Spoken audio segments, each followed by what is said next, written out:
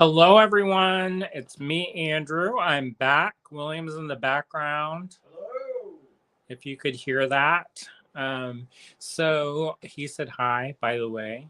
Um, so we had to do a little improv, because we have so many different things we wanted to do today during our takeover, and there are only so many hours in the day. And I guess in theory, I could go as long as I wanted, um, because we're the last ones.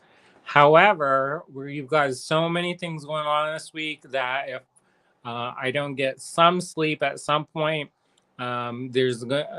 basically y'all are going to be coming to the funeral. So. No funerals. And William said, no funeral. So instead, we're going to kind of condense things. So here's how it's going to go. So we're going to do our little polymer demo. And we're going to do the polymer demo probably for 1 hour, starting about now until 10.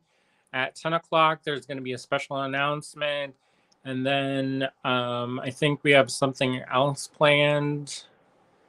Anyway, so this our demo will be condensed to an hour, and we're going to release the kits because we had planned on releasing kits tonight. We're going to actually release them on Saturday so that people can take advantage of the sales. You know, we talked about it, and we don't want to, I don't know. Also, we'll have a little bit more time to get things together. And make sure that all the kinks are ironed out, if that makes sense. All right, I see a couple people have tuned in. It's going to get loud in the background a little bit. William's using my pasta machine to condition some of the clay. My hands, after I condition the clay, hurt a lot. So the pasta machine is really good for me so that it doesn't hurt my hands. And I can talk a little bit about that in a minute. But go ahead, William. So Kay is tuned in. Hey, Kay. Hey, Michelle. Hey, Fran. Hopefully you all have been enjoying our takeover day. I always feel like we almost do too much. We try to squeeze in too much. Um, this time was a little bit easier than last time because last takeover day we were streaming every hour on the hour for 24 hours.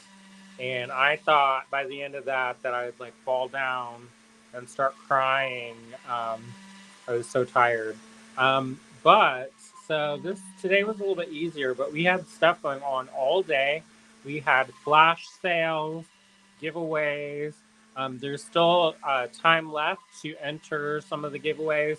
We are doing a giveaway for our. There's a YouTube giveaway that's still open. So if you haven't um, signed in for that, we will probably select a winner. Let's say tomorrow around noon. We'll announce the winner tomorrow around noon, I think. They'll give folks who aren't able to watch in real time a little bit of time to catch up. So, and I think we had some scavenger hunts, which I thought were really fun.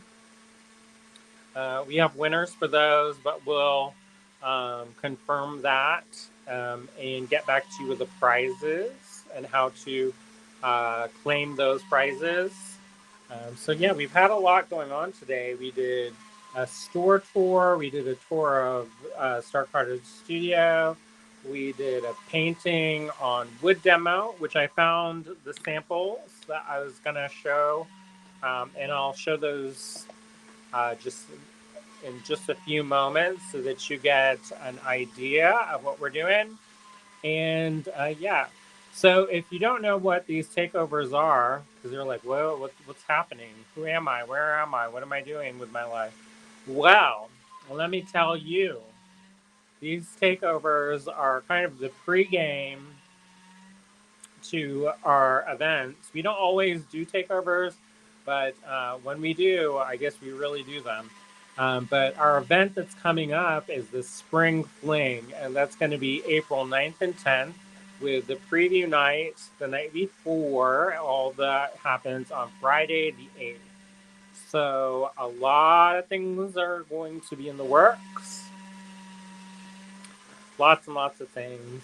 I know a couple people have asked if we would release our kits um, for this our events a little bit earlier, and I think we're going to try to do that for the next one because people want to make along.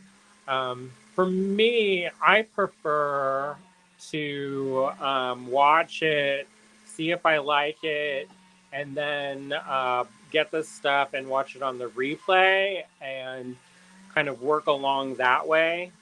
We're always available, so if you have questions about a particular presentation that already happened and you're like, I don't understand, how do you do this?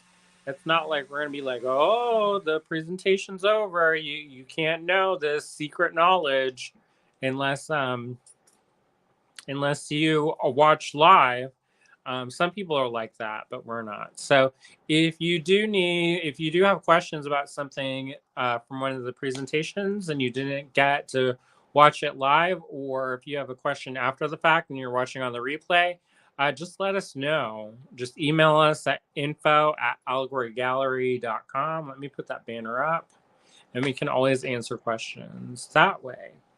Sometimes if you leave a comment, in the group, we get hundreds of comments every day, so I don't always see those comments. So it's best to send it to the email address, because if you do, then we'll definitely see it. It may take a day or two to get back to you, especially if it's something that I have to kind of troubleshoot. But if you don't, and you mess it, or you try to tag us and stuff, it's sometimes we see things, sometimes we don't. So I'm just letting you know how it is. All right. But yeah, so I think next time, not for sprinkling, but the next one after that, we'll try to do a kit so that people can work along. It may be different, just try it out. It can't hurt, right? We've noticed that sometimes when the event comes around, people have already blown their budgets. And so, it's sometimes it's harder to plan. Like somebody said they sold 300 kits, and I was like, you know, I'm lucky if I sold 30. So, um, you know, it is what it is. 2022, it is what it is. That's the new catchphrase. Now, who's ready? Who's ready? Who's ready? How? I'm ready. Some of you probably don't know what I'm talking about, but when the pandemic first struck, is that how you say it? When it first struck, strike it did. Strike. When it first hit, we had to pivot our business really fast. So William and I used to do more lives together, and it's whenever we're together, it's more like a comedy hour, apparently. And he'd like sing on the things and stuff, and I was like, no, no, no. But then when I'm by myself, I'm like, let's dig deep and cry together. And people are like, oh. I'm cracking myself up. But it is like that some days. Like I'm like, let me lay bare all of my childhood trauma. You do like to do that. I think it's helpful. William said I like to do that. And it's not that I like to do it. I think it's important to do that. And the reason why I think it's important to do that is so often, especially in our culture, we're told not to talk about those things. And that's how you end up with really bad stuff like toxic masculinity and, rage issues and whatever. So, anyways, it's not always the most comfortable thing. And sometimes I can see it now. People are like, I just came here to make stuff. Like one time, me and Cynthia, we went to this doll making thing, and they didn't mention that it was a doll making session for survivors of trauma.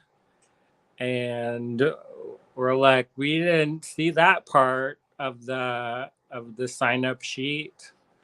And so they're like, no, daddy, not again. And we're like, that's good that that resource is there, but if you're not expecting that, it can be a shock to the system. Um, so, and for the new people, they're like, well, that's a jerk. Delete. Oh, wow, whatever. I know I'm not everybody's cup of tea. You know, I used to worry more about that, but as time has progressed, I'm like, you don't have to watch if you don't want to. That's the thing. Like, it's free. You didn't pay for this. So, and that doesn't mean in like a snarky way, but we have options in life. Because one person, when they're like, well, let me tell you. And I was like, well, you didn't pay me? No, anyways. So let's go to making stuff. So we are calm down the laugh track. What? Stay on the script. Yes, he's like, get back on that script. This off script business is no good. We got a timetable that we keep pushing back. All right. They're all like, we're ready. Please skip over the complain time. It's not really complaining though. I'm truth telling. You're the only one that said you're complaining. No. He's watching the comments. He's like, what you doing putting words in people's mouths? Typing them words in their mouth. All right. So where are we? We're gonna make some polymer stuff, y'all. Now I know it's plastic. Some people they're like, I hate the plastic. Go die plastic. But you know what? I like it. When we were kids, we got a box of it and we made so many things out of that box. And it was a source of pure joy for us. And it continues to be a place of joy for me, a medium of joy. Also, I think the other thing about working with polymer clay is it's so much more accessible than some of the other clays that are available. Like ceramics get super expensive because you need a kiln and you need you need certain things and you have to work with it in a specific way. Like metal clay, I love metal clay, but it's over $100 a pack. So it's not always an available option. But polymer clay, you just need an oven and you need a couple tools, pretty basic tools. And, there you go. It's pretty easy and accessible and relatively affordable. And I feel as though polymer clay is kind of like the great chameleon of the craft world. And what I mean by that is that you can make polymer look like almost anything. And I know some people are like lies, deceiver. And no, I'm gonna stand on that and draw the line in the sand and say that's the truth telling, y'all. That's the true. Um, because I really do feel that way. There are certain things that you can do in polymer that you can't do with other materials, at least as easily as you can do it with polymer. So I love polymer clay. I hope you like it too. This is not going to be for everybody. It is something that I've taught all over the country and I've actually charged money. So y'all are getting this little freebie. If there's a couple people who may be watching and they'd be like, why pay money for that? And well, you help make this available. So I'm kind of in this new mood where there's stuff that I kind of want the democratization of education. and I want to open things up to more people. And I think why I'm kind of interested in that right now is because, for one, all of the ways that we've been doing things for years and years has changed very dramatically within the past couple years. So, there it's really changed, and I think it's changed for, definitely there's been a great deal of hardship and loss with that change, but also that change has forced us to look at things differently. For one, about making education more accessible, which is super important to me, and I feel like that when people have those tools and they take them and they do their own thing with them, it gets really exciting. So, if you do use any of our tutorials, we'd love the credit.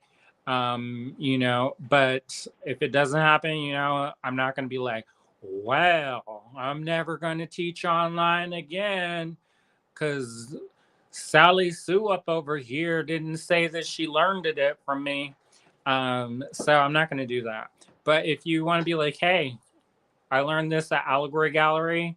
Word of mouth helps a lot. We're a small business. We're trying to survive some challenging times and grow our business and do some amazing things. So, if you can help us by helping promote us and advocating for where you're learning these things, then that's even better. So, yeah. And also, a lot of these things are things that I've cobbled together over the years from a variety of sources.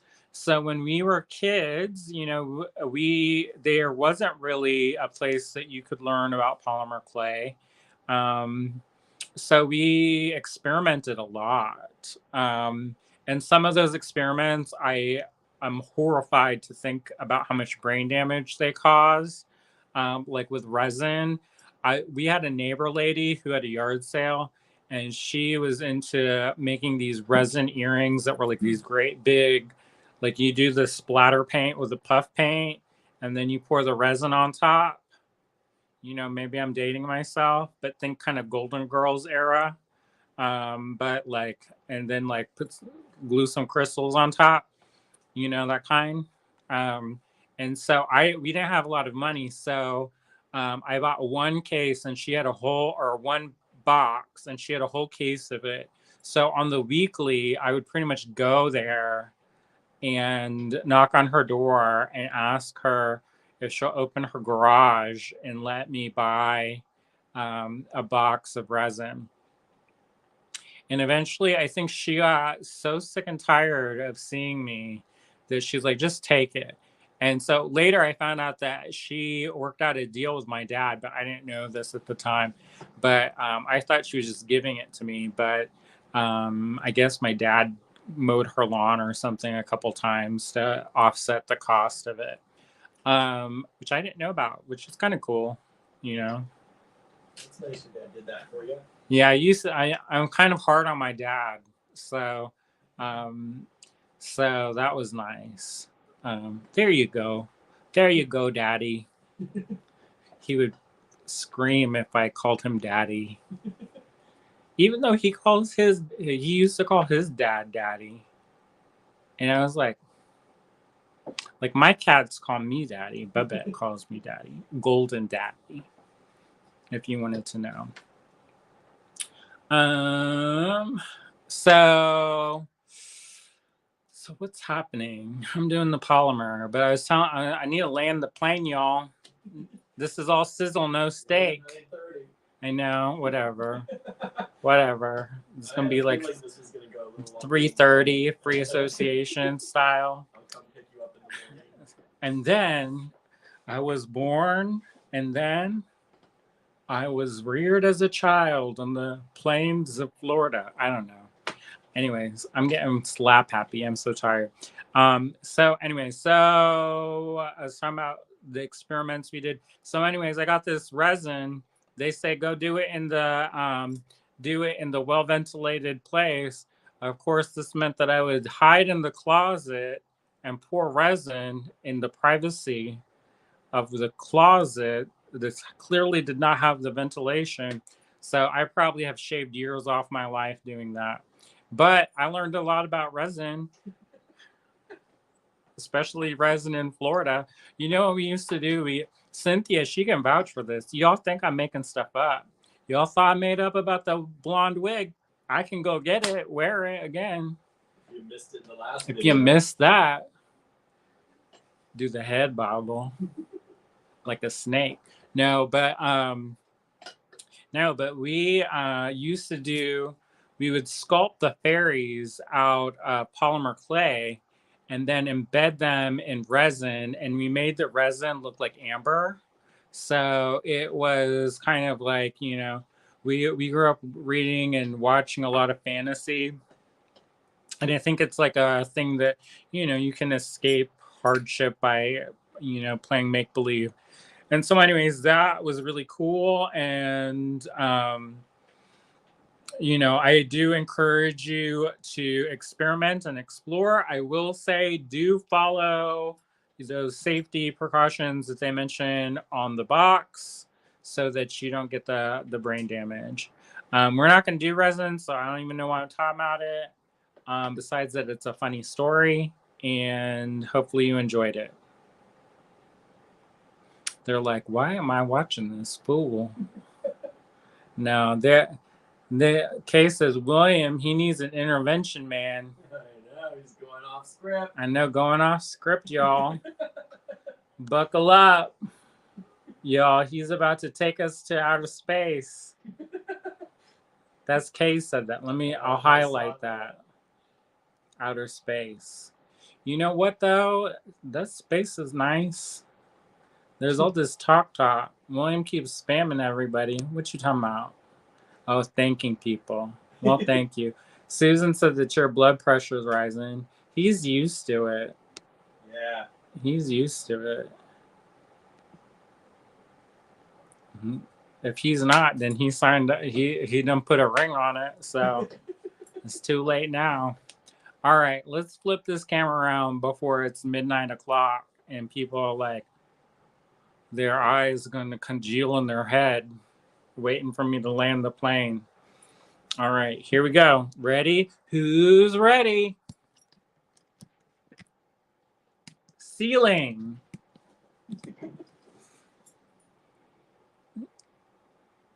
It always takes longer. Bear with me, y'all. Cheryl said this is better than Netflix tonight. Yeah, I get my own special. Crafting with Andrew. Andy TT and his crafts. Look at this glorious mess. Does it fill you with inspiration or dread? Hopefully not dread. If it's dread, go turn it off. It's not gonna hurt my feelings unless you tell me you're gonna turn off. That's one thing. If you're gonna turn it off, just turn it off. Don't tell me you're gonna turn it off. It's not the airport. You don't have to announce your departure. All right. So polymer clay, for me, what I like to do is I like to start off with Super Sculpey. Super Sculpey is a really hard clay. Now, there are a lot of people who have done a lot of testing about the durability of clay and their different properties. I recommend checking out Blue Bottle Tree Ginger. She's an amazing resource. She has a brain that's not like mine. She's very scientific, and she goes and she problem solves stuff, and she actually writes it down. Me, I'm like, oh, I remember I did one time I mixed this with this and it was great. I should have wrote down the recipe. Like, so when people ask me for recipes for food, I'm like, I don't know. I did tell it tasted good. And William can vouch for this. I don't think he's ever eaten a meal that's the same twice. He's shaking his head. It's kind of similar. Brown the vegetables, mix some sauce, toss that in there, and serve on rice. There you go. That's our dinner forever. All right. Me never, he said. Anyway, so we're gonna start off with Super Sculpey. Now, what I like to do is I like to mix a little bit of this white. This is Primo white. So what I like to do is I like to make a ratio of white to super sculpey, and we'll condition this. So sometimes what happens when polymer clay sits in a box for a while, the emulsifiers kind of sink to one side, and you will know this because you will reach for that clay and try to mush it up, and it will crumble in your hands. And you'll be like, oh no, I wasted all this money. How dare you? You are a crime against humanity. Um, but wait, you can save it. All is not lost.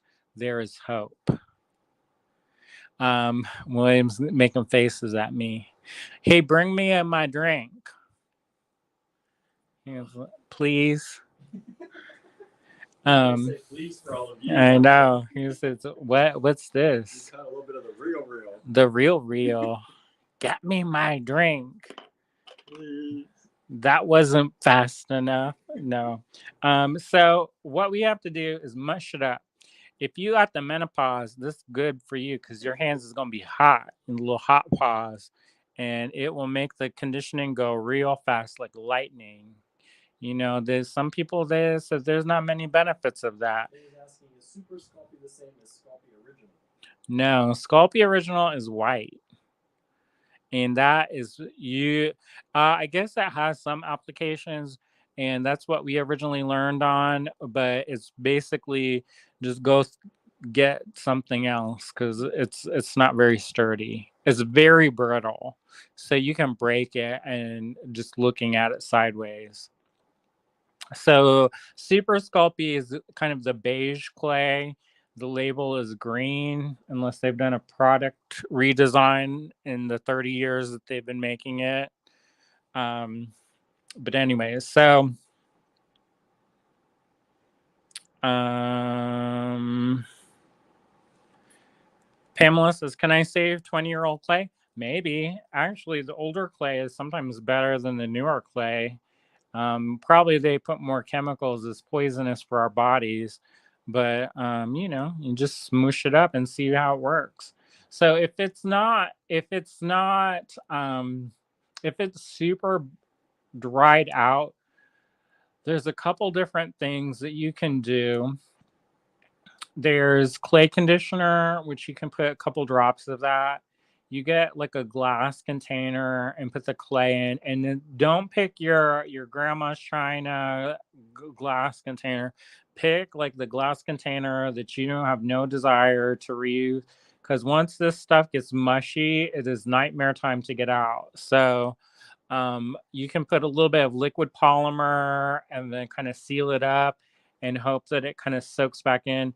But at that point, just get new clay. It's like $1.50. It's I hate to say that, but sometimes in our effort to save things, we can make headaches upon headaches. Now there are ways that you can save it, so I wouldn't throw it away.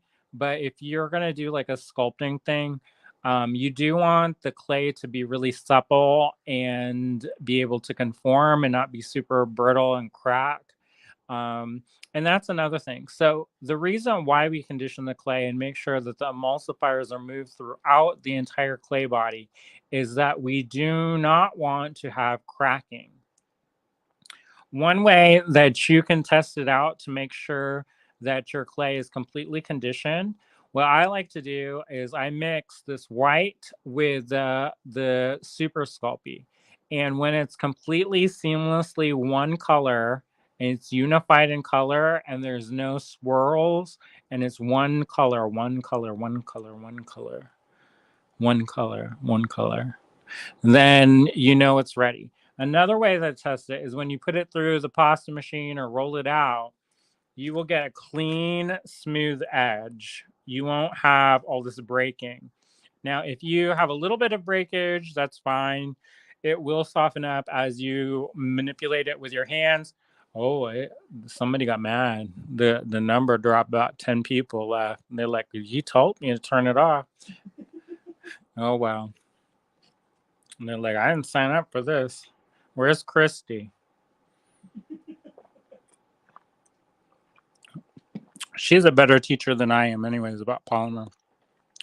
She's funny. She's like legitimately funny. Anyway, so this is the polymer clay that's been conditioned. I mixed the Super Sculpey and the Primo until it was uniform in color and there was no breakage along the side. Francis, I'm here. Well, at least one of y'all is. And so what I do is I roll this up and I make sure to press out any of the air.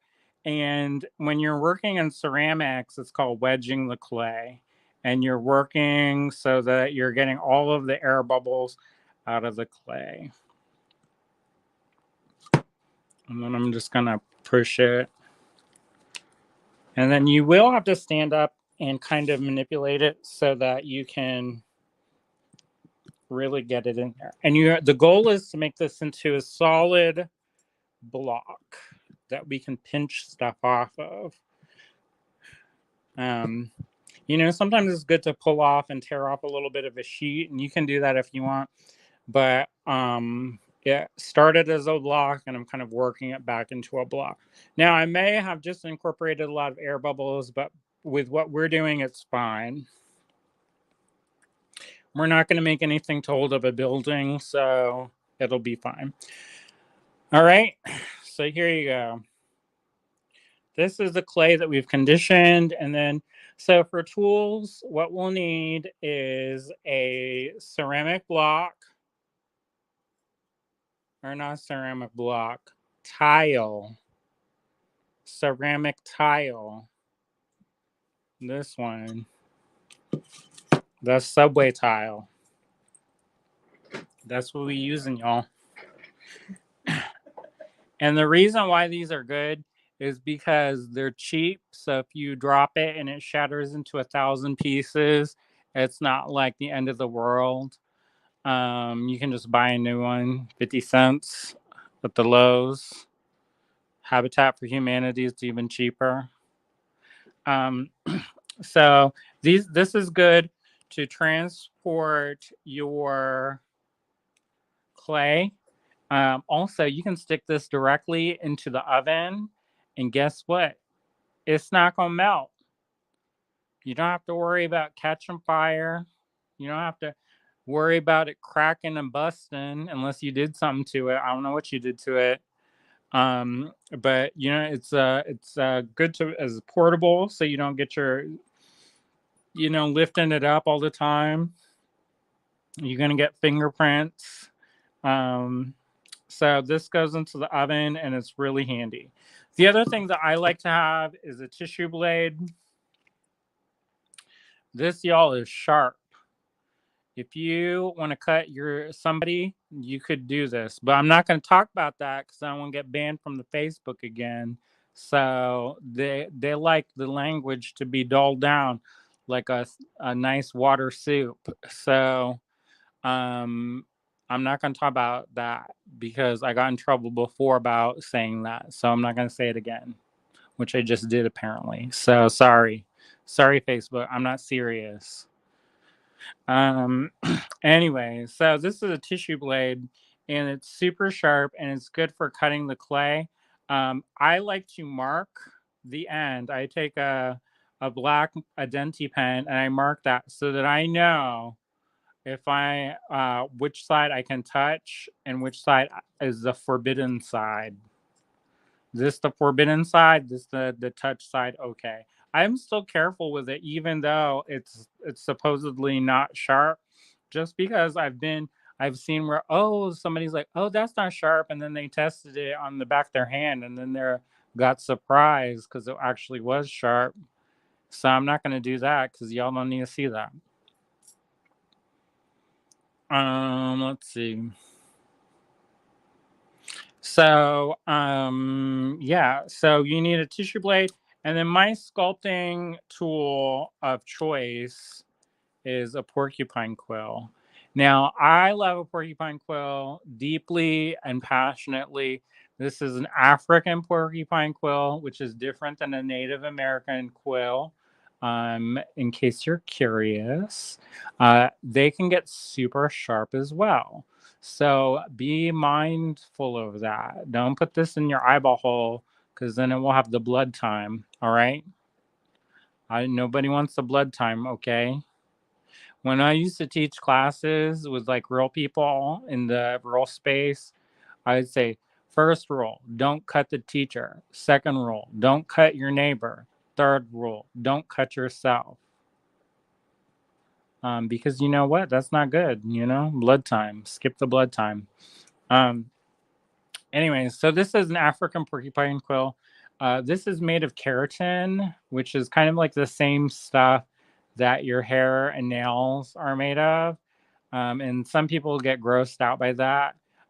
For me, what that means is that it's super strong, but it's also super light. And there are some really wonderful tools out there, and all the tools have their own good purposes for it. But I feel as though with some of the heavy tools, you get fatigue in your hand. So you can get fatigue in your hand, especially if you're doing a lot of little micro work.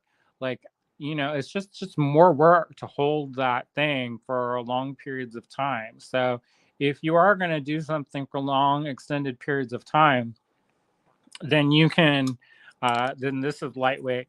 The other thing is that not all tools are created equally. Or maybe they are created equally but the people are not. Some people have big hands, some people have small hands. So it's almost like choosing a wand. You find your porcupine quill that fits your hand and fits it comfortably, and then you can make magic with it. That sounded like I should write that down. um You can go back and rewatch later. I know. Make magic. um Okay, so do you have any extra of these quills? I probably do. They're probably locked up somewhere. I'll ask William to post some of those online, maybe. If not, you can find them on the Etsy. There's this one place called Hidden Treasures, or what is that place called? That zoo place that's in Donegal? I don't know. They got African porcupine. You can scare it or something and hope stuff falls out. Maybe not fall out in your face. Don't do that. Williams like don't encourage them to incite the violence of the animal. Do another business and scare the animals. Yeah, maybe not. Sorry, y'all. I was trying to drum up business for y'all, but that probably is the not right business. Anyways, it's not like it's hard to find these, but I can look for them. Susan says my parrot's beak is made of keratin. Hook beak. She could break my finger if she wanted to. And Facebook user, I'm guessing that's Brooke, says I got one for sewing. Yeah, it's super handy. I love it. Um, and I think, and you can also take really fine sandpaper and you can alter the tape. I probably should switch the comments out too while I'm doing this so you can see it. I'll put that there in case it encourages you to buy stuff. Um, Anyways, so, and I always put tape on mine so that I know which one's mine, because I've been in classroom settings where they're like, oh, that's mine. And then you're like, no, it is not. And then you have to fight over the porcupine quill.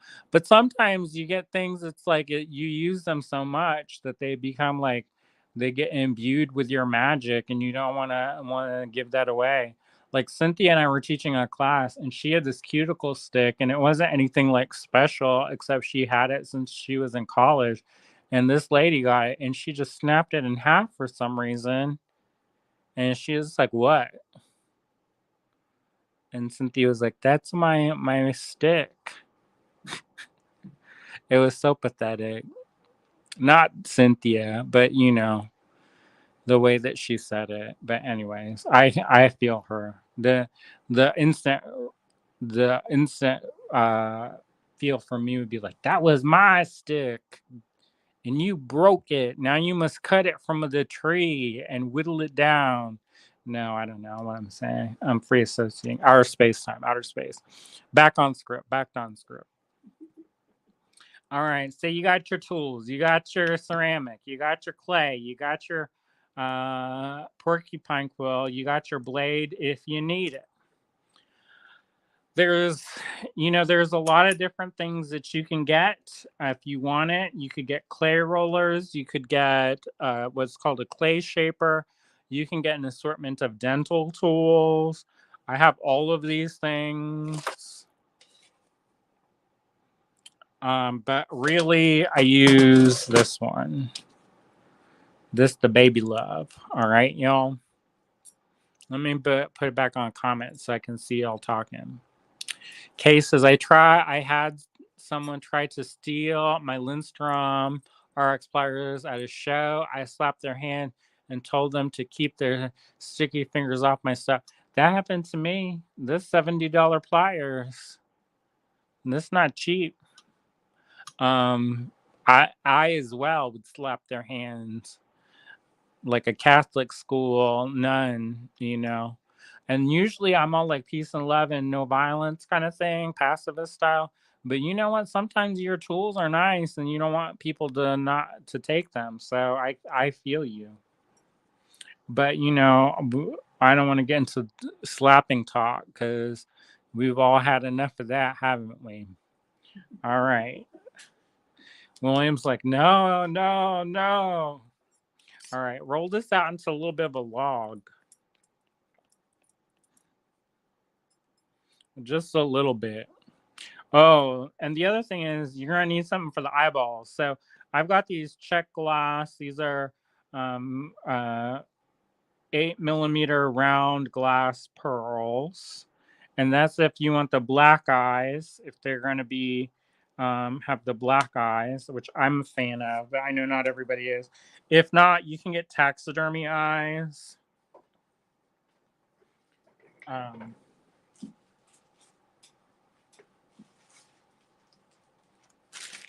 Van Eyck sells all kinds of eyes.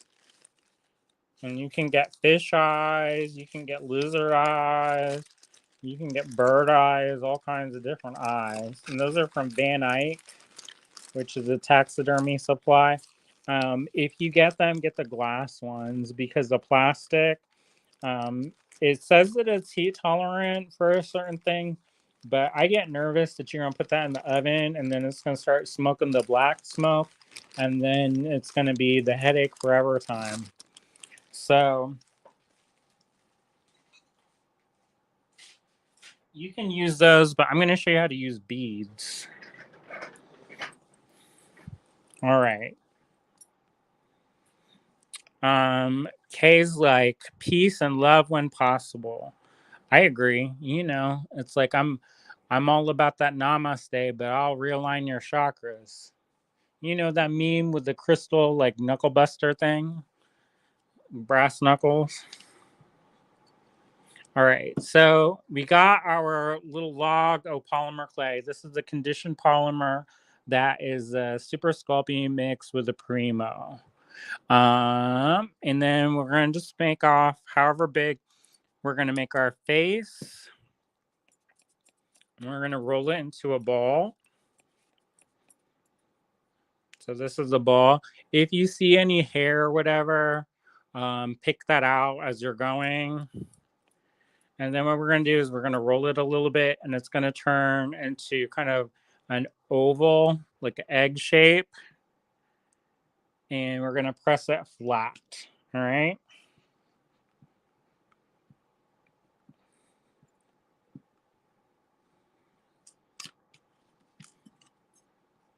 There you go. Now, depending on the face that you want to make, it will determine the shape that you're going to make that clay.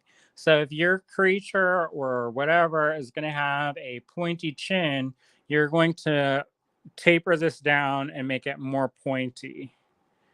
Let me adjust this chair because it keeps rolling out from under me. I feel like I'm on like the rodeo or something. It's gonna be 8 seconds up in here. William was like, it's longer than 8 seconds. All right. So you've made your little, they're like, whoa, it's an hour and a half in, and basically we learn how to squish a ball. It's just beginning. Who's ready? All right. So the next thing we're going to do, we're going to take our most important tool, our hands, and this finger in particular, and I'm going to squish one here. I'm going to squish one here. And then I'm also going to squish here. So right now it looks like a ghost. And they're like, like Scream. You know, that movie, Drew Barrymore. She was in it very long. I meant to say Neve Campbell. All right. Then the next thing we're going to do is we're going to take these two and pinch it. So we squish one, squish two, squish three, then pinch, and then pinch up. All right. The next thing we're going to do is take the glass beads, and we're going to make sure that the holes are on the sides, and it's not going to be like this where the hole is up the front. We're going to make it on the side, and we're going to push that in the clay. Okay. Repeat. And we're going to press down pretty far so that it's truly well embedded in the clay. The next thing we're going to do is take our little logo fun. Kay says, are these 2mm beads? No, they're 8mm beads. You could use whatever size for the face you want to make. I feel like when I'm demoing, if I try to use 2mm, y'all, it's like we need the microscope to look. But the principle is exactly the same. So we're going to take our little logo fun and we're going to pinch off 2 equal balls. And one of the tricks, are you ready for it? We're going off script here. Do you want to know the secret? I haven't shared the secret before very often. It's if you need 2 that are the same, make a third. And the reason why is the eye sometimes has problems seeing the difference between 2 things, but if there's a third thing, it can spot the difference right away. So you have 3 little balls, and these 2 are the same, but this one's a little bit bigger. So we'll get the ones that are the same size and put that off to the side. And then what we're going to do is roll these out to make little snakes. Like this. And once we get these little logs, we're going to roll the tips of those little logs out so that they're like little slugs. And I actually may be able to, yeah, that's good. All right. And then we're going to put this in here like so. And you're going to see, I'm going to pull this up so you can see. It doesn't have to sit down just yet. But while we do this, we're going to do this on the other side too.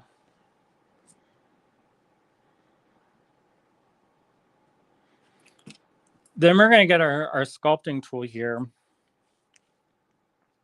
and find the places where it has the point of connection and smooth it down so that it's nice and connected. And then we're going to smooth this down on the back side only. We want to keep that that kind of rounded lip of the log intact. So we don't want to go and start messing around up here. We're just going to smooth it down on the backside only. One of the cool things about this is that as the polymer thins out, what's going to happen is it's going to create the illusion of like the eyelid. And what that does, the reason why a lot of times eyelids look slightly darker is because for some people, if you have darker eye color, is that um, the skin over the eye is thinner than, say, your face. So, like your cheek. So you'll see kind of those shadows, and also you see where the blood is. And generally speaking, blood until it hits oxygen is a blue color. So that's one of the ways that kind of naturally has a kind of a almost like an eyeshadow effect. Like eyeshadow is just, nowadays it comes in every color, but in the olden times, it also like accentuated those eyes. Um, and some people say that makeup was actually a religious kind of tool that they used to show the awe for the gods. There's the votive statues of Tel El Mar.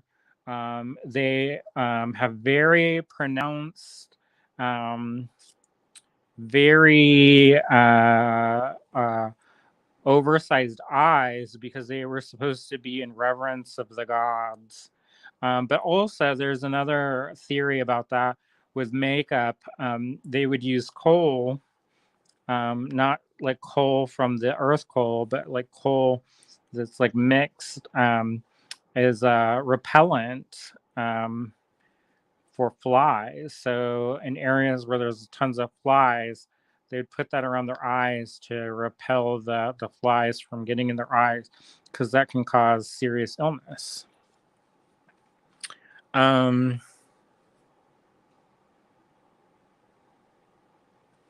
Okay, so this is bigger than it looks. I can zoom in a wee bit too. So we're going to repeat this, our little log making. And we're going to make our 3 little balls, but we're only going to use 2.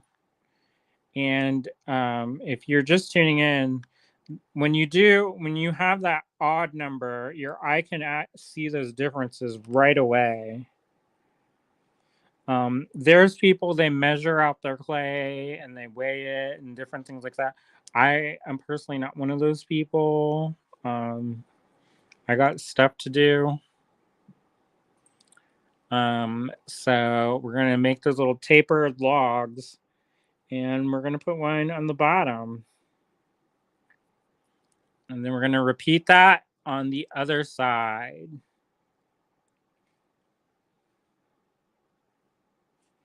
And then we're going to do the same thing where we reattach the edges and smooth them down.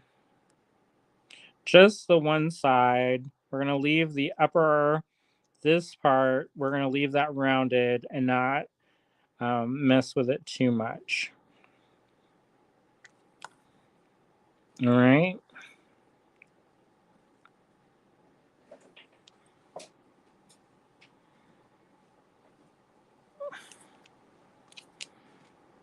So here we go. I'm going to lift this up so you can see it. All right. It doesn't look like much now, and it won't for a very long time. And then all of a sudden it comes together, and you're like, what? What? All right. So for the nose, we're going to take the pointy end of our tool, and we're going to dig in there and make the nose holes. And we're going to dig pretty deep. And you're going to be like, what's he doing digging so deep? Mining for gold. No. And we're just going to refine that shape just a little bit.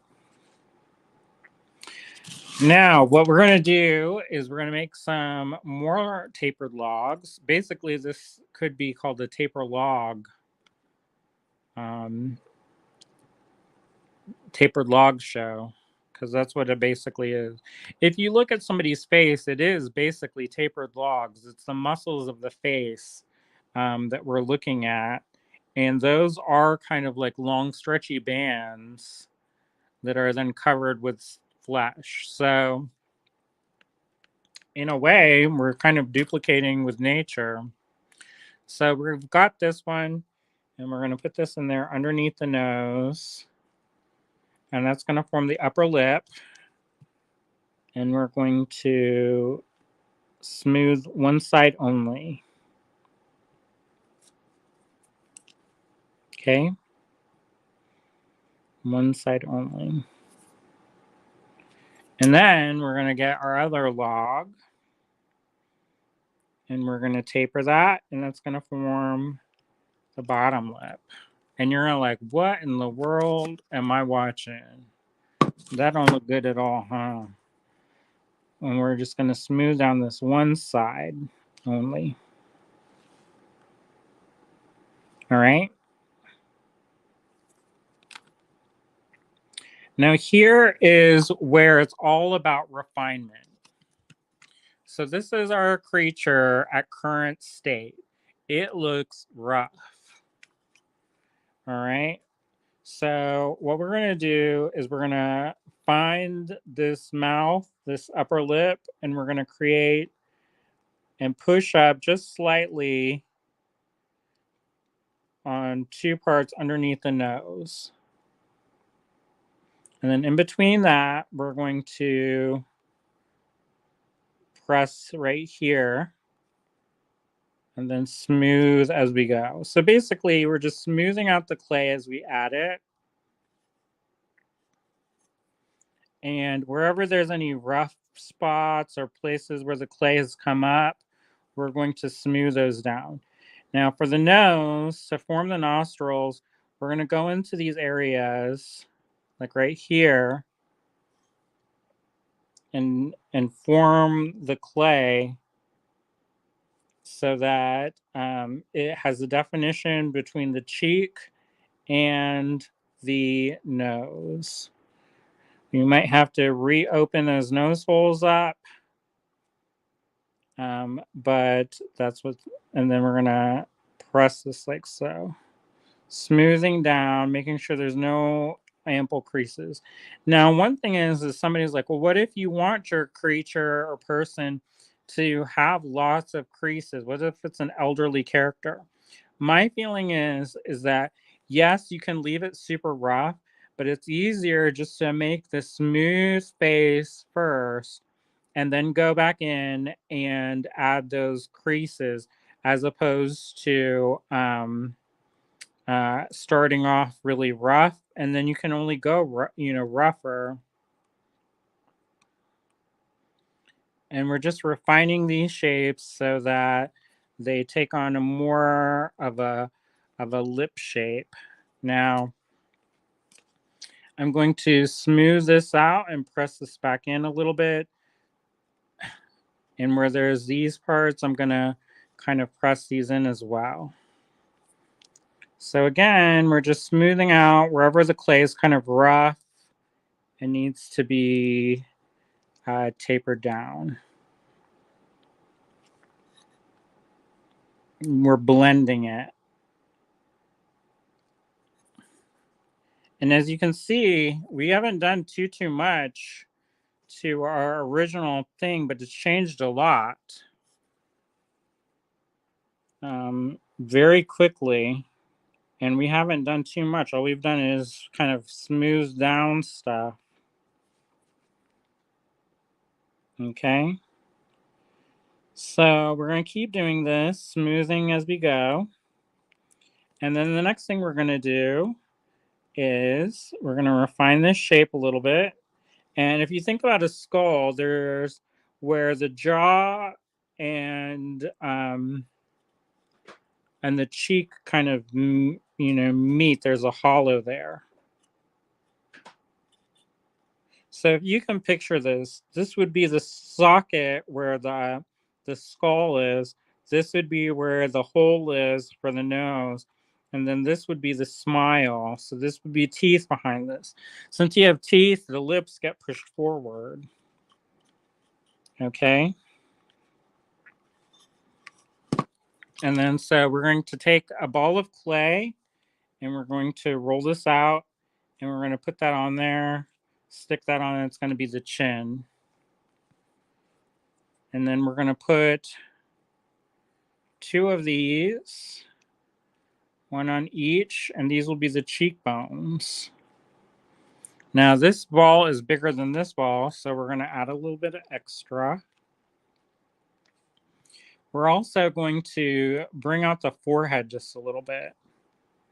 So we're going to make these kind of logs, tapered logs again, and form those eyebrows over our face. Okay?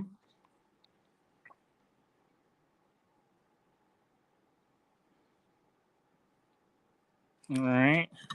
So right now it looks a little bit extra, but as you've seen earlier, all it does is we're just smoothing these shapes down on the edges. And we're forming these shapes to smooth down those shapes on the edges. Now, if you're worried if those balls will come off or not, you can always put a dab of liquid polymer to kind of glue it down. If your clay is wet enough and has been conditioned well enough, you don't have to really worry about that. But if you have that drier clay that doesn't want to stick on itself, then it is a good option to do that. Now, I also encourage everybody to, sometimes turn your piece around. And that's why these tiles are really handy because you can pick them up and manipulate it and turn them upside down. And it's really super handy to do that. And it's convenient to handle. Sometimes if you work on a flat surface that's directly on the table, then when you go and you bake your piece, then when you come and take it out, you see all these areas that that are not blended, and you see these kind of crevices, and you may not notice them until some of the finishing steps when you're trying to add like a patina or something to it to make those lines stick out. Okay.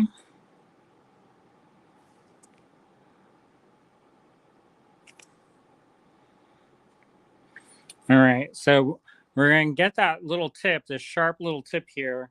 We're going to go in the corner of the mouth and put that in there and kind of put that in the corners of the mouth. And then smooth this down a little bit.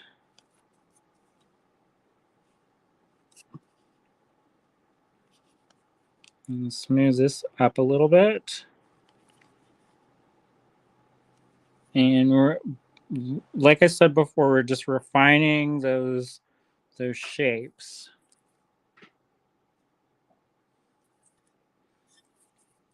And this is where you can play with the expression a little bit. And you're kind of doing that already, but you are definitely going to need to kind of refine those shapes. Now for the nose, we want to smooth that out a little bit, and wherever there's like here, generally there's kind of an indentation, so you're going to go in there and add those deeper marks. But again, we want to have those smoothed out.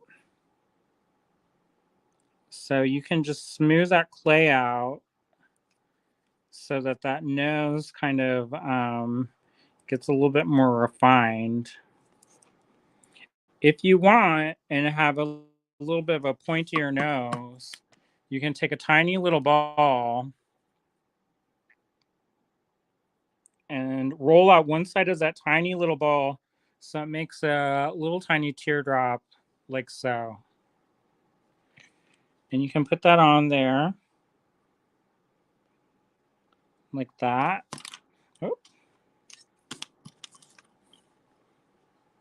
And right now you're going to be like, what? That looks like Michael Jackson. And you take that blending tool side and you blend that in.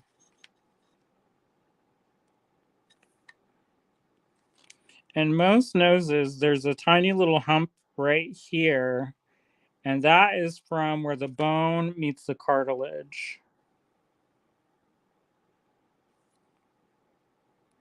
And you can look at things as detailed as you want. And you can make this as rough or as polished as you want. You know, you can spend hours and hours sculpting and refining these shapes. You can turn your piece on the side and look at the profile. And also you can see if anything is coming loose. This, you can see that this swells very big on this side.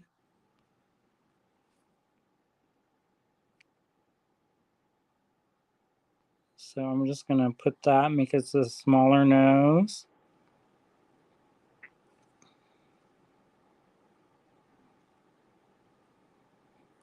And press this in like so. All right.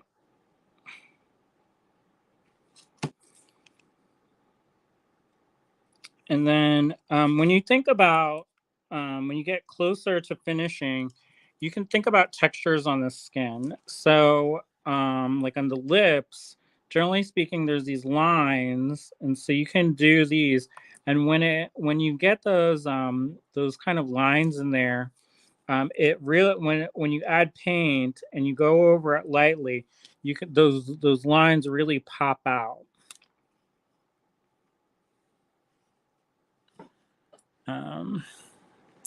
Julie asked, what did you use for the eyes? They are 8mm glass beads, but the beads are in the holes are on the inside. Now, one of the reasons why we didn't close up the holes or put too much definition in here is that this lets the air escape.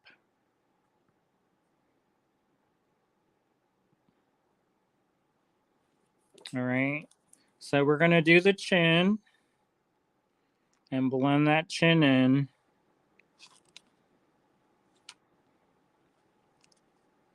And it's helpful to look at it from all the different angles because then you can kind of see stuff that if you look from one angle only, that's all you're going to see. So it's good to turn things around and take a look from all different angles. All right. Now that's a little bit too pointy for me, so I'm going to smooth this out a little bit and kind of marry that in a little bit, soften some of those lines. Okay.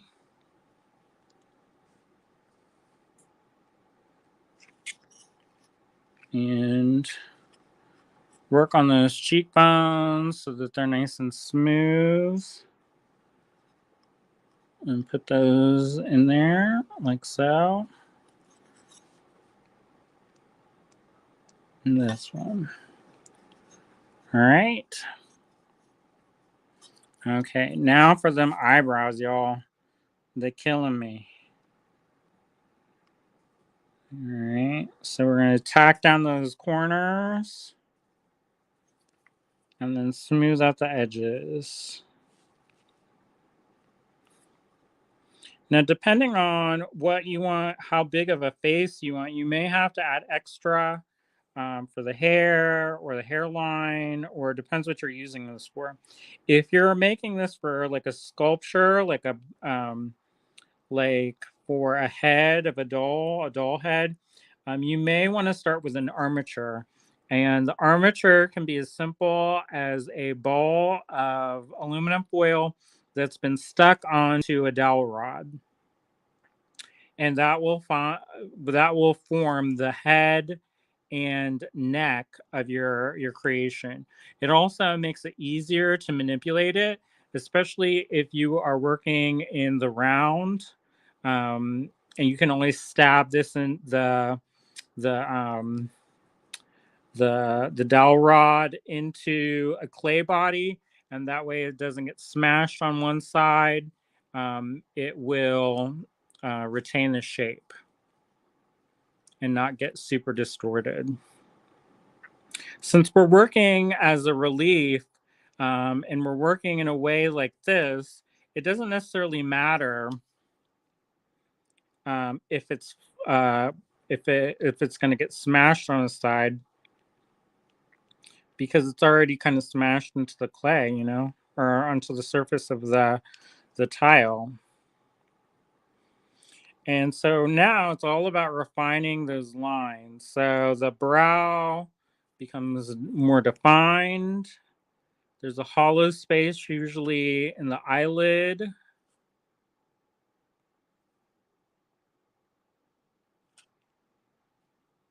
You can pull that up or push it down depending on the shape that you're trying to achieve.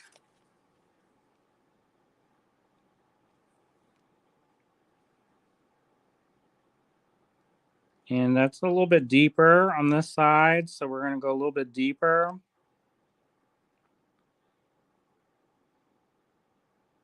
And if your tool is not doing what you need it to do, you can always switch out your tool as well,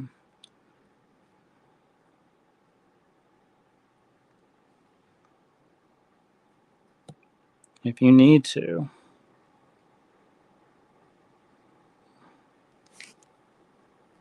All right, so we are at this point. We have added the eye, defined the socket, and refined the socket hole. Shape the nose. I'm gonna further shape this by kind of coming around. See what I'm doing? I'm kind of hooking it in.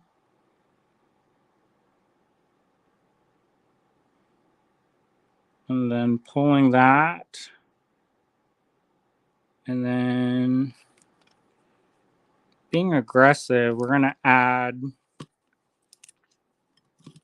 I'm gonna take this tool, lay it flat, and press that in there. And that's going to help shape the lips and the cheeks where all that meets. All right.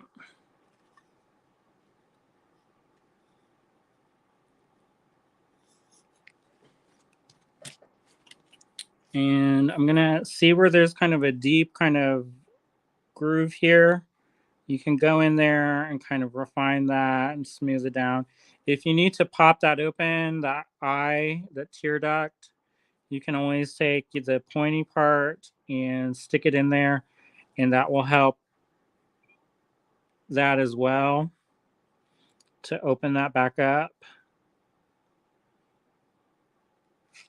And there you go.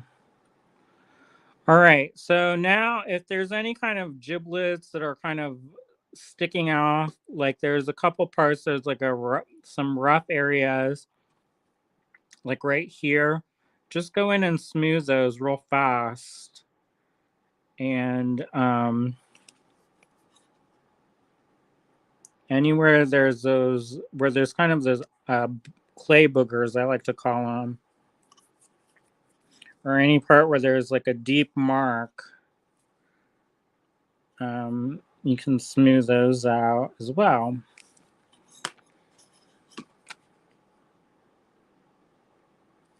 And this will help pull your piece together, because you're looking at it from a different angle, so you can see all those different areas that you may have missed. And one of the reasons why you may miss it is sometimes when the light hits your piece, what ends up happening is it makes a shadow go across the work. So you can't always see like a true to life what's actually there, because the light or the shadow may be obscuring those marks. All right, so here we go. And like I said, all I'm doing is just refining these shapes more. And if you need to, get that sharp end. I filed this down so it's one side is sharper than the other. And that way it's almost like a knife, a tapered knife, so that it doesn't leave any marks.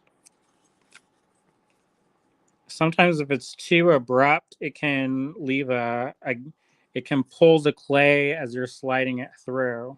So if you do, when you modify your tips, make sure that they're nice and smooth on all the sides. So that way it glides through the clay easier and doesn't create what are called undercuts. That's not, it doesn't really matter for what we're doing, but if you were then to go and mold this piece, if you create a ton of undercuts, that's where it becomes a little slightly problematic, because then whenever you're molding these things, the clay can get stuck in those undercuts and then rip your mold apart. So that's why it's kind of important to keep things smooth and not have too many undercuts. All right. So again, if you want to, right now, it becomes how am I going to detail this to look like what I want it to look like? So if you want to make it older, I recommend also, this is really helpful, even if you're not going to do an older face. This is good practice if you're going to do any kind of face, is to look at faces so you can start to see where the bone structures are and how to manipulate it.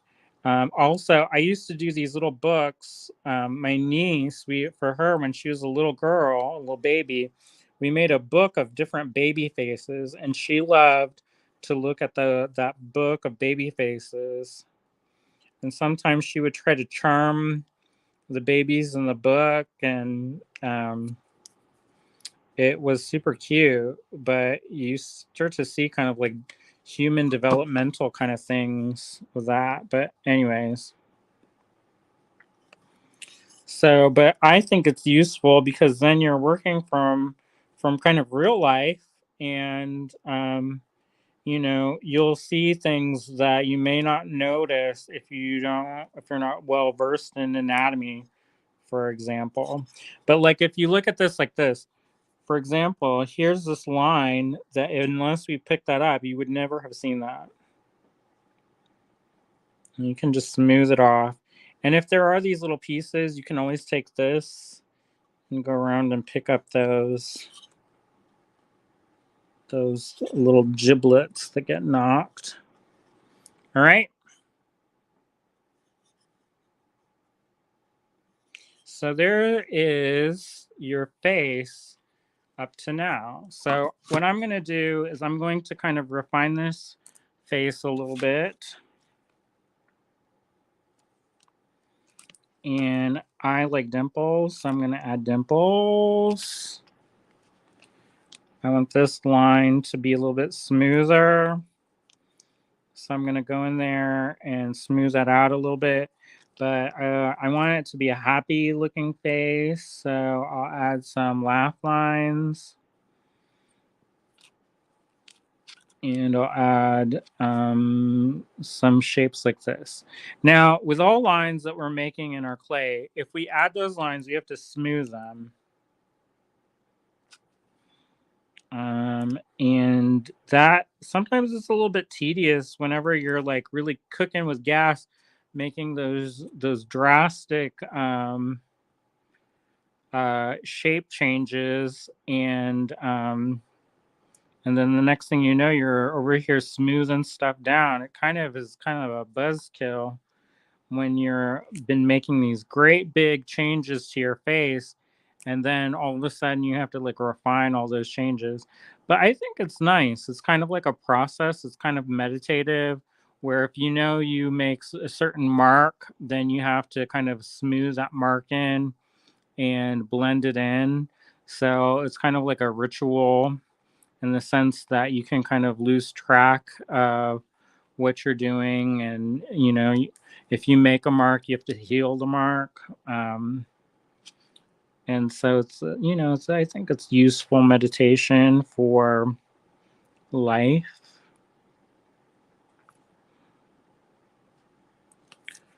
All right. So there are a little bit of those eye boogies or those little boogies. So we got to clean those up. And there you go. And right now I'm just adding those lines on the face. Now, if you don't like certain things, you can always change it. That's the great thing about polymer clay is you're in control and you can change it. So say you work on this space and then you don't like it, you can always change it and make it the way you want it to be. If you're just not feeling your design, you can always go back and smash things. You can start over. It's not the end of the world. This medium is wonderfully malleable. And I know sometimes it's easy to get frustrated when it seems like it's kind of like buttery and kind of moving, and it is doing stuff that you don't want it to do, or it doesn't look the way you want it to look. But I think that that's a nice opportunity to go back to the drawing board, at least in your mind, and figure out what you want to do to change that so that it does look the way you want it to look.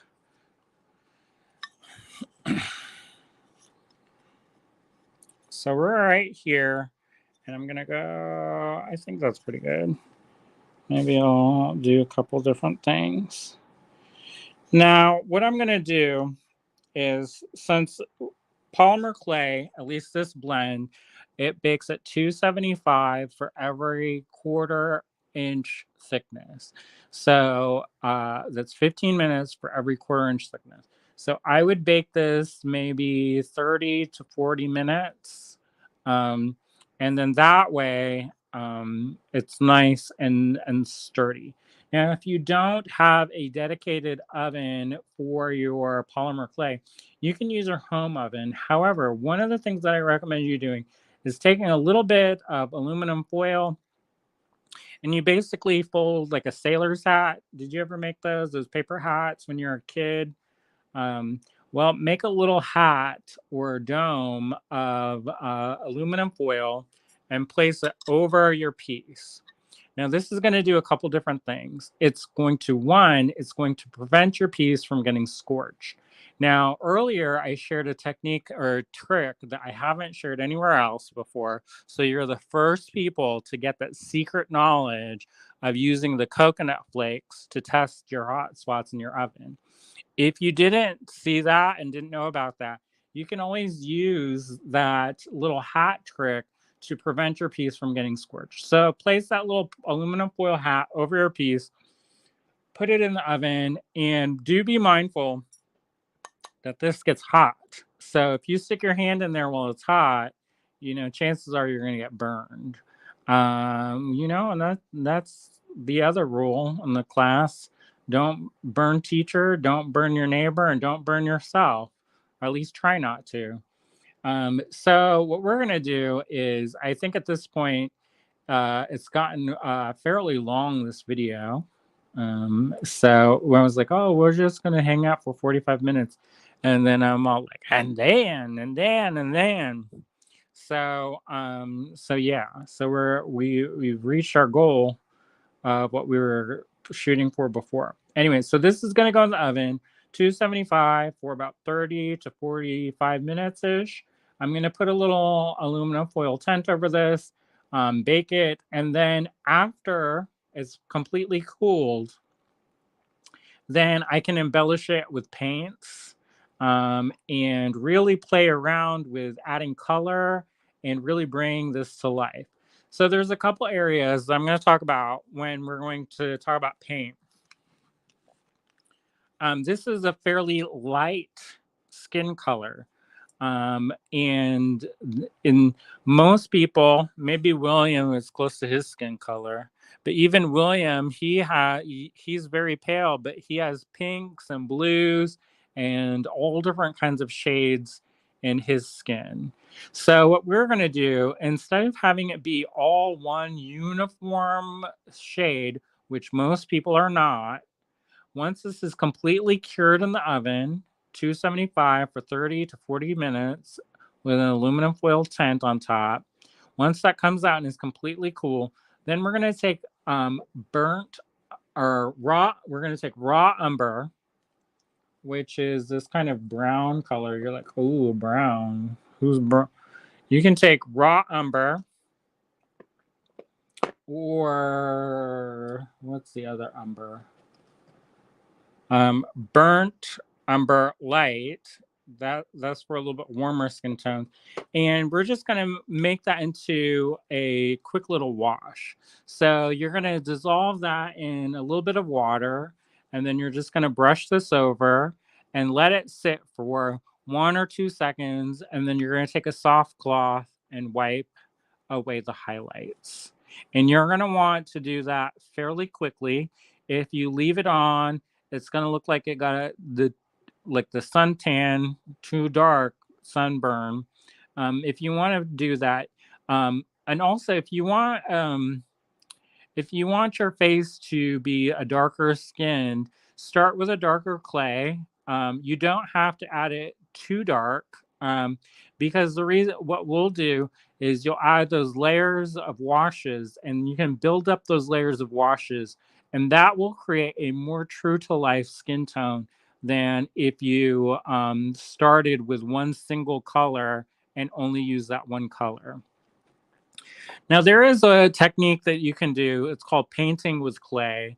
And what you do is you basically mix your clay like a palette, like a paint palette, and you apply those little blobs of clay um, in that way. So if I wanted to add a highlight here, I would mix a little bit of white with my clay and smooth that down in any of the highlights. If I wanted these cheeks to be rosy, I'd get a little bit of red clay and mix it with that flesh tone and put it here and smear that in there and do that. So that's a technique called painting with clay. You would do that.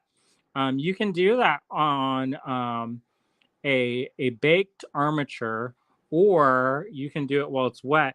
The only thing is that while it's wet, you can smash stuff. And if you have a beautiful sculpture and you're happy with where it is now, if you keep it wet and still work on it, you can smash it very easily. The beautiful thing about polymer is that this can cure, and then you can build up on those layers. And actually, that is a really wonderful way to build details into your work without smashing or manipulating some of your other details that you work so hard on. All right. Okay, so what about nickel azo gold over that? You can, and I would only recommend doing that just here on this cheek and right here, and maybe on the nostrils, and maybe on the eyelids just a little bit.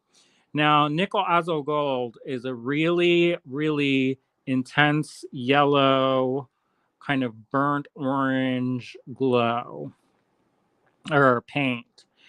It works very thin. It's designed to work in translucent and transparent or translucent layers, but it is very yellow. So unless your character has very yellow skin, it's something that you have to use judiciously, because otherwise, it will look very like jaundicey, which is fine, I did a whole series of portraits, and I did all of the people in different shades of yellow and orange, and all of the skin was yellow color, and the hair was this bright, straight out of the bottle red. And so, yeah. Sharon asks, do you bake it on that tile? Yes. This is heat proof and you don't have to worry about it hurting. What will happen is when it's completely cool, this will pop right off. And if you're going to use this, what I would say is if you're going to do it, just bake it directly on the tile. And you can glue it wherever you are, what you're doing with it.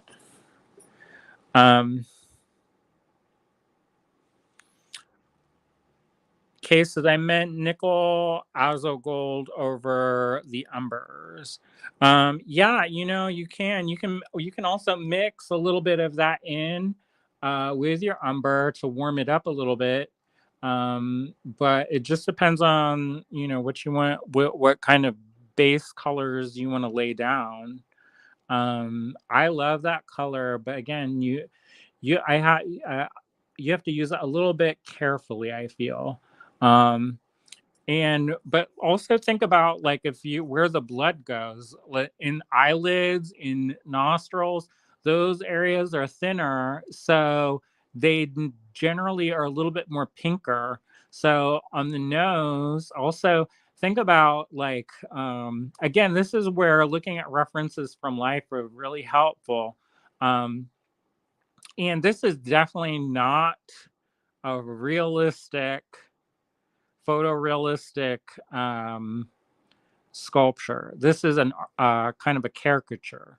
So if you want to go and be photorealistic, you have to build an armature and work on that in basically the same way. It's an additive kind of way, but you can also sculpt away as well. But it is trickier, and also with likenesses, it's a little bit harder too.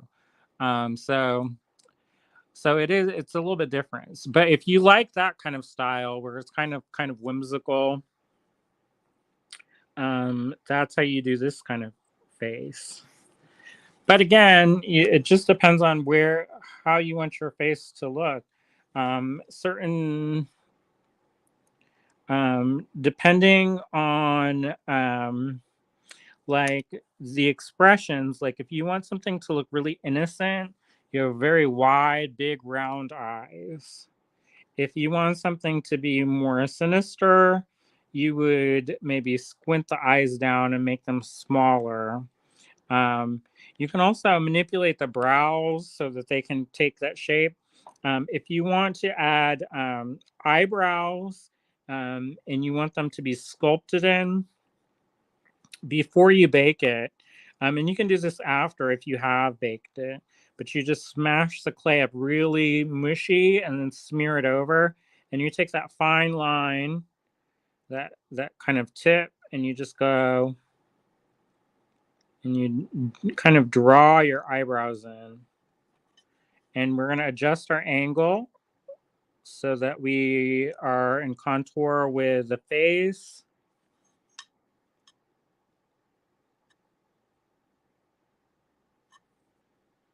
Get rid of any of those little boogies. And that's how you do that. And when you bake that, when you go over it with a darker brown color to bring out those highlight or those recessed details, that texture will pick up the color and look darker. It's like scrimshaw almost. And like I said, you can spend hours and hours noodling around. So you can go over this like this if you wanted to age it and add those wrinkles.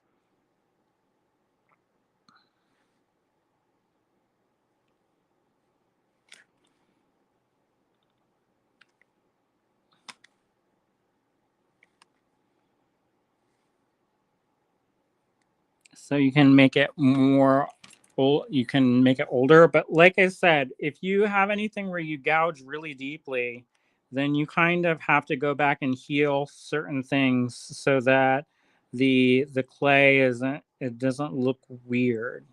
Another thing that you can do is after you bake your piece, you can take a square of denim and just lightly brush over that. And any kind of little pieces that are sticking up will get knocked off. Now, you have to be careful because if you didn't attach your nose very well, you can take the tip off. But it's not the end of the world because you can always go back in and you can always go back in and add another nose, a tip to your nose. Um, give it a nose job. If you don't like it, you can always go back and change it. That's the nice thing about polymer is it's so forgiving in a lot of ways. You can, if you're carving stone, if you mess up, you have to grind it off down. Or if you're carving bone or different things like that, then if you mess up, that's that.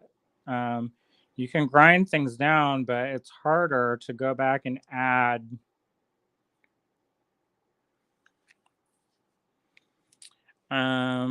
Kay says one of the things I love about polymer clay kits that you can fix it and rebake it. Yeah, and it you can do it seamlessly too. So if say you drop something or you chip something, you can go back in and fill it back in. What I would do is bake the clay first, and or if it's wet enough, you can always smooth things over. But if it's a piece that's chipped off and it's already been baked, take the clay and get it so and work it back and forth, back and forth, back and forth, back and forth, back and forth, back and forth like this. So that it's super almost like gum. And then wherever there's a crack, say this is a crack, you kind of angle it so that it's like a spear like this. Insert it down in there and press. And then take your tool and press.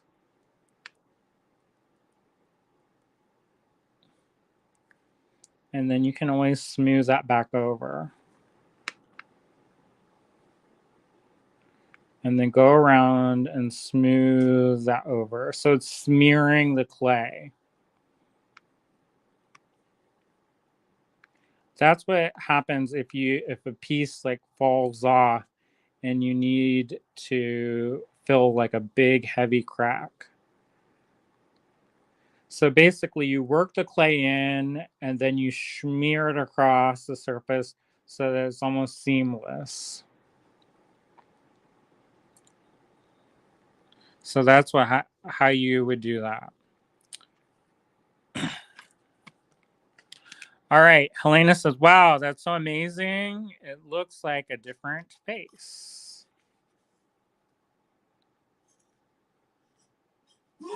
Bless you. William sneeze. All right. So do you have any questions right now? Hopefully I can answer any questions people may have.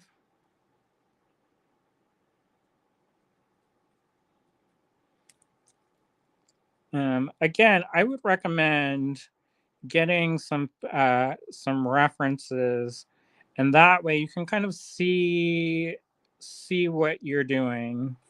And one of the reasons why I recommend doing this is when you're working with a face, it's very tempting to kind of collage a face together in our minds by what we think we know.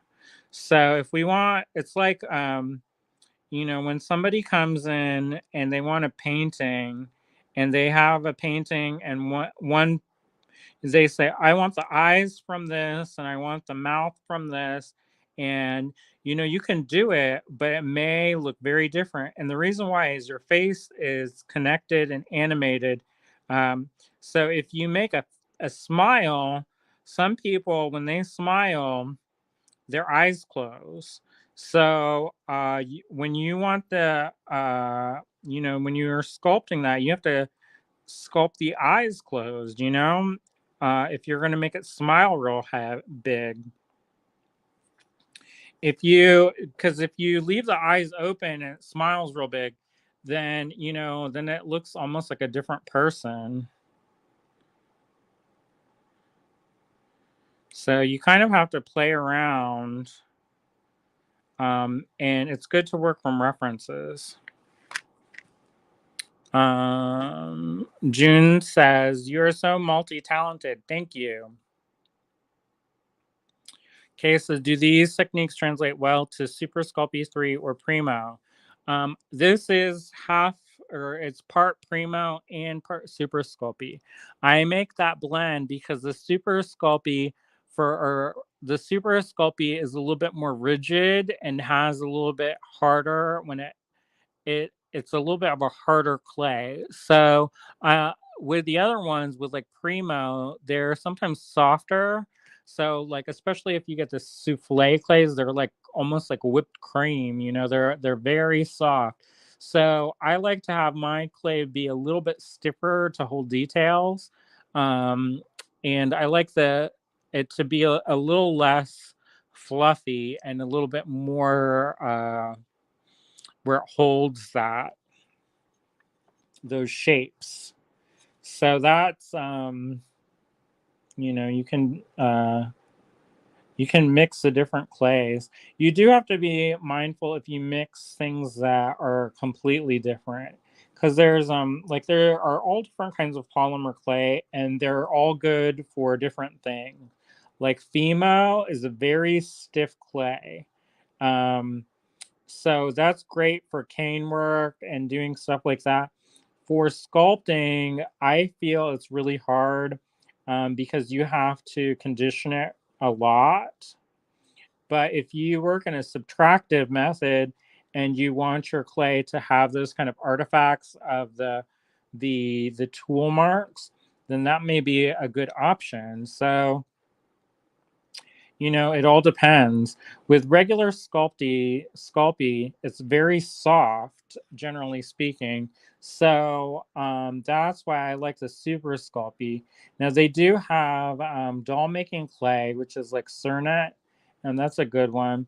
But sometimes it is a little bit stiff, so you kind of have to do what you have to do, you know, to get it to the working consistency that you like.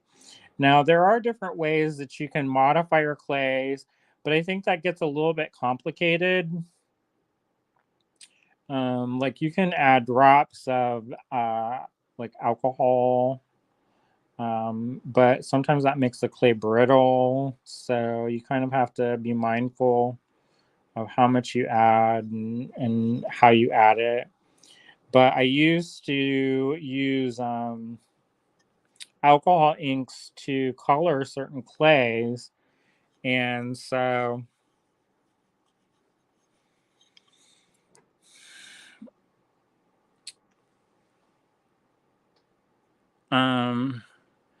okay, so souffle clay is only good for decadent or kawaii food. It's also good for color. Souffle clays are super matte in color, but they are a little there's like a powdered pigment that's added to it. So it can make the clay a little bit more brittle. But if you have something that has a super plasticky feel, like you can get it so that there's a little bit of a pull instead of it just breaking off. If you get it so that it's kind of plasticky, you can add little bits of that and tint your clay using that, and that's fine. However, if you do work in a way, I would recommend putting like wire armatures, and that's just basically building a little ball out of twisted up wire. And what will happen is that where there's any kind of indentations, and you push that in there, the clay will lock in and grab into those crossed wires and make it super sturdy. So that way, the internal structure isn't just the clay, but it's kind of like a rebarb that is made up for your clay. So yeah,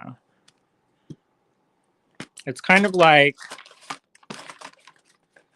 if you have something like this wherever those little gaps are, and then you put the clay in there and kind of squish it in. Wherever it's touching in there and touches on the other side, it's going to really lock that in place. So when this is baked, it's going to not move around and it's going to be locked in place. As opposed to if these were super smooth and there was no kind of wrapping, if this was all smooth, you could probably move it around. If and that's cool if you want that. But if you want this to be really secure and sculptural, you would have to kind of create those areas for the clay to lock into, and then when it's baked and cured, it'll be super hard and have a rigid inner armature, like a skeleton, basically. All right. If anybody else has any other questions, let me know. If you forget and think of something later, maybe, you can always email us, and William will try to forward those questions to me, and I will do my best to respond to those. What I'll do is I'll bake this, and then after this video, um, I will do a little bit of a painting touch up and then let you all see how this looks in the end. All right. How does that sound? Hopefully good. If not, oh well.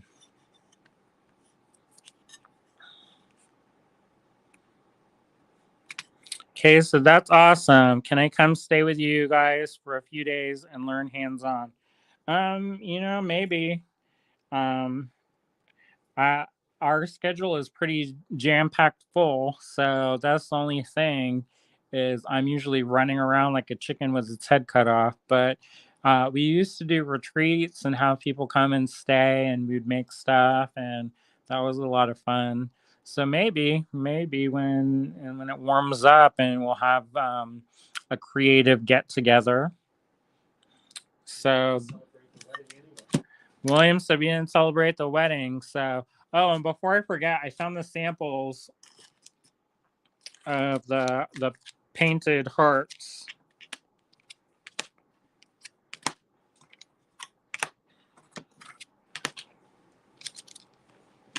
Okay, so this is a rust technique with a swelligant. This is a wood pendant. If you didn't watch the video from earlier, this is a pendant that I did a base layer in acrylic, and then I did nail polish on top. I used the nail polish with lots of sparkles in it. This one is just layers of acrylic paint touched up. So I would start off with kind of an ochre colored heart, which is kind of an earthy brownish yellow, and then build up the layers of red and kind of darkening around recesses and around the edges, and building that up with a chrome magenta on top of that. This is just acrylic paint that has been touched up with kind of a glitter paint on top. They have a paint that's a dragonfly effect. This is another one that's similar. If you do a wash of clear gesso on top, you can go on top with colored pencils and add a kind of a waxy layer to that. You do have to seal that. And I'm trying to think of the sealer. I think it's a Permalac, and you just mist it on real gently. And this is just the vintage patina paints, but in gold. And then I had one that was in gold leaf. Oh, here it is. And this is imitation gold leaf. So I started off with a layer of vintage patina paints in the gold, and then added the imitation gold leaf on top of that, and then sealed that with a gold leaf sealer. So you can do a lot of effects. On top of this, you could do washes of color, and it really makes your colors look luminous, particularly the ones that are designed to be transparent or translucent. And one way to check that is if you have these on the bottles of the golden paint, they have this thing, and it shows the black marks underneath. and it shows the paint on top of those black marks. Generally speaking, if something's super opaque, it will obscure those black marks.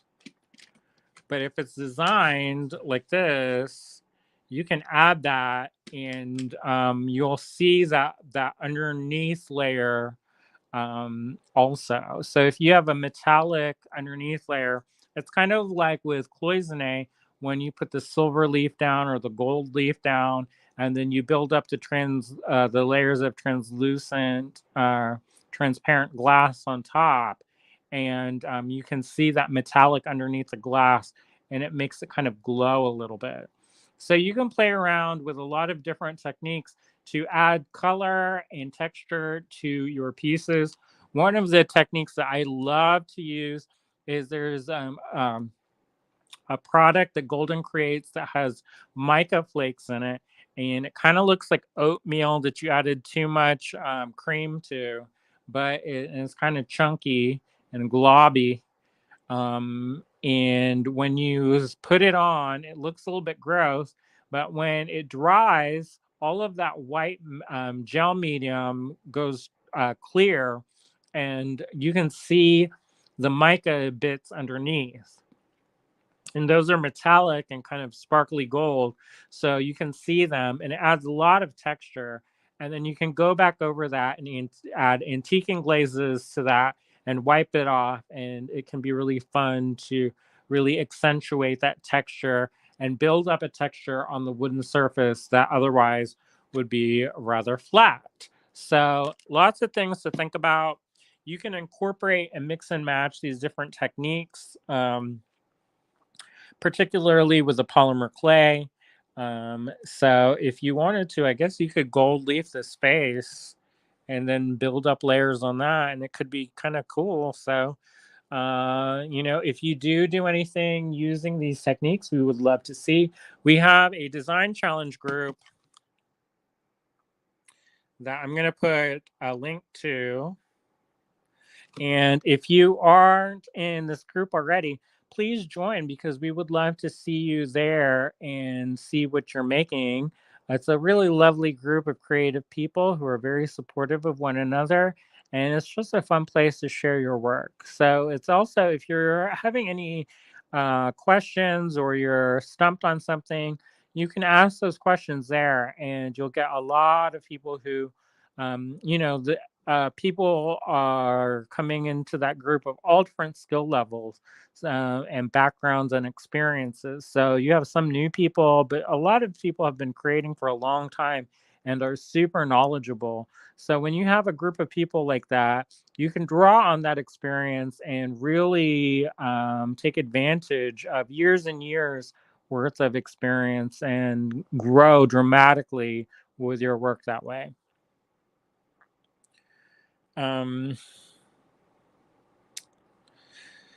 Cases, how do these paint techniques translate on hot press watercolor paper or canvas? I mean, it's the same, they're the same, building up layers is the same.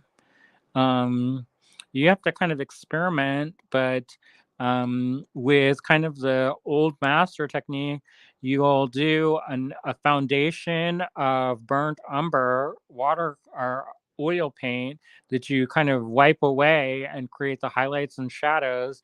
And once that's dry, then you do glazes on top of that of the different tones.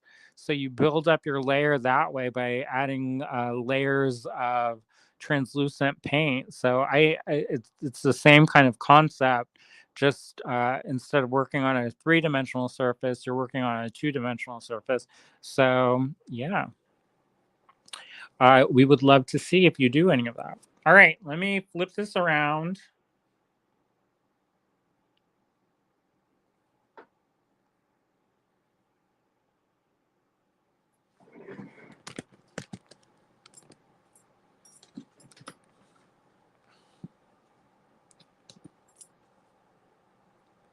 All right, let me flip it a little bit more.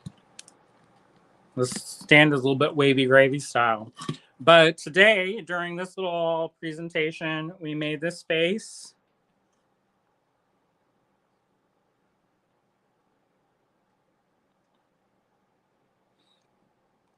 It's looking at you. And I talked a lot of smack. I tried to be nice though, but I did talk a little bit of smack.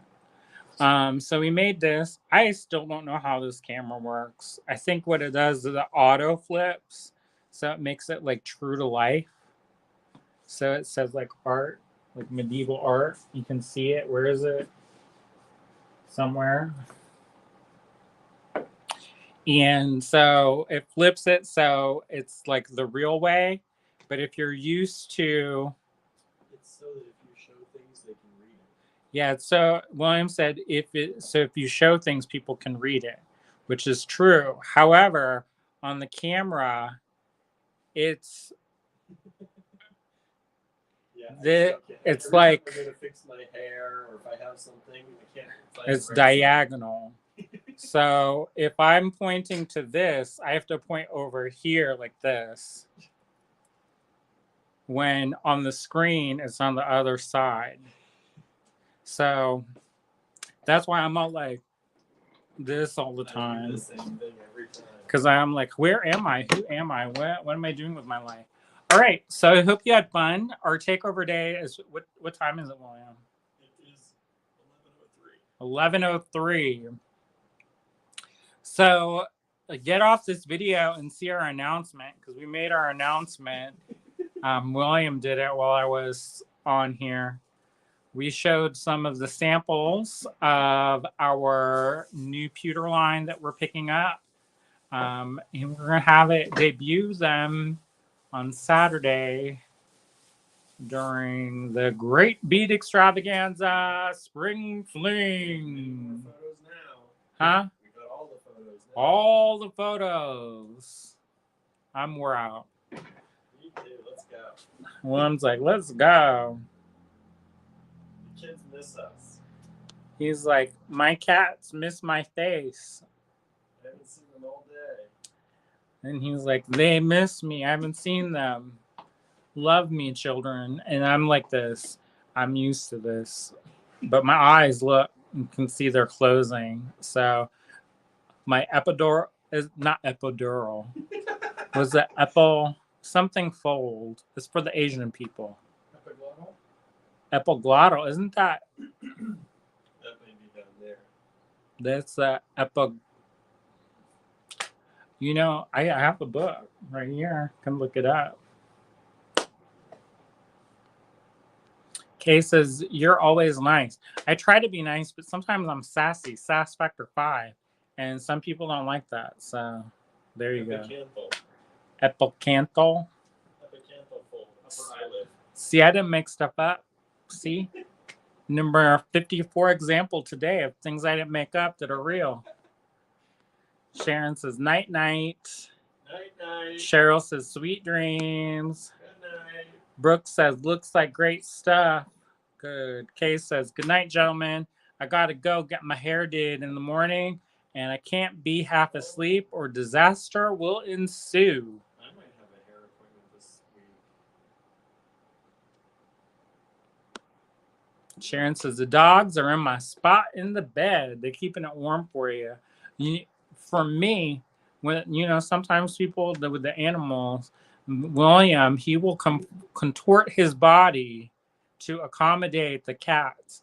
I push their bodies out the way, and they can come and cuddle me and conform their bodies. Their bodies are smaller than mine. And number two, not only are their bodies smaller, but they sleep more than I do. So when I sleep, I get top choice, and they can adjust themselves. That's the way. You're getting wild. I know. You better get to bed. Michelle says, night, guys. Good night, everybody. Michelle says, thank you for the great lesson. Hopefully you like the other ones we did today, too. We've been making all day, crafting our butts off.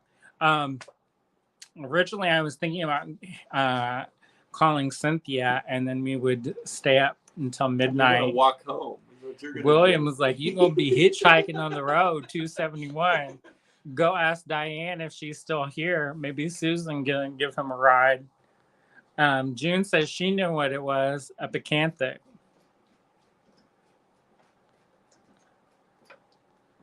Heidi said, thanks for a fun day. Hopefully you had fun.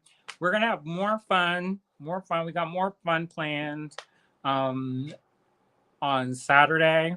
On Friday night, we're going to have the preview party. That's always a fun time. Tomorrow, we might not have a live at 5. We might have it from the car. So we'll see. Kay says, no way am I letting my German Shepherd take over my bed. Correct. I said, y'all don't pay rent. I guess they pay in cuteness. Yes, they take care of you. Who is taking care of you today? Me.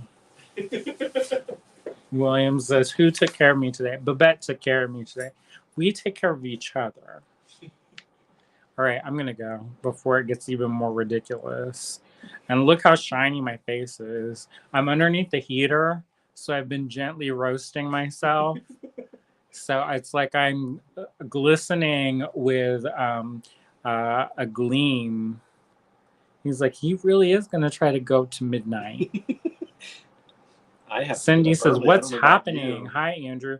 We did a demo today. You can watch it on the replay because William's ready to go home. Y'all better let him go. He'll keep you entertained for as long as you're here. I know. Do a little dance. Sarah's like this. I could see her. The first time ever I've ever said, stop watching. Stop watching. I can see it now. Sarah's like this.